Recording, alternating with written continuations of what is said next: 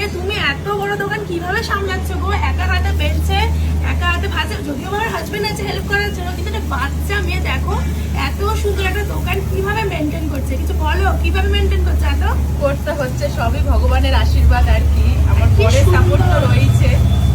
ভীষণ সুন্দর লাগছে দেখতে, অনেক কিছু পাওয়া যায় মানে তোমাদের এখানে। হ্যাঁ, নানপুরি পাওয়া যায়, রাধাবল্লভী পাওয়া যায়, কড়াইশুটির কচুরি পাওয়া যায়। আর তরকারি কি কি থাকে এর সাথে? তরকারি একরকম? না, এক একদিন এক এক রকমের তরকারি থাকে এবং শনি রবিবার করে স্পেশাল 2 ধরনের তরকারি থাকে। আর কি একটা শুনলাম চাটনি পাওয়া যায়, সেটা কি হ্যাঁ। সবসময় থাকে? হ্যাঁ, সবসময় থাকে। ওটা আমাদের স্পেশাল চাটনি, যেহেতু আমাদের সম্পূর্ণ নিরামিষ, তো আমরা বাইরের কিছু ব্যবহার করি না। ও, সম্পূর্ণ হ্যাঁ নিরামিষ। হ্যাঁ হ্যাঁ, ওটা বাড়িতে বানানো, আমার হাজবেন্ডই বানায় সেটা। বাহ, ও তোমরা নিজেরাই সমস্ত কিছু বাড়ি থেকে তৈরি হ্যাঁ করে হ্যাঁ আনছো, হ্যাঁ, বলো? বাড়ি থেকে সব। কি দারুণ দেখো, এত কত ট্যালেন্ট ওর মধ্যে, কত সুন্দর সবকিছু মেনটেন করছে।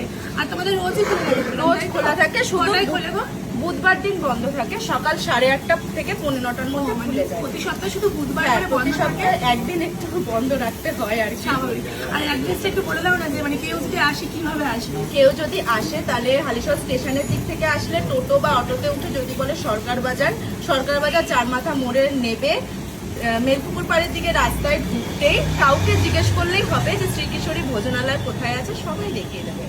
দাদা তোমরা সবই জেনে গেলে, আর এবার আমি খেয়ে বলবো যেটা কতটা ভালো। কারণ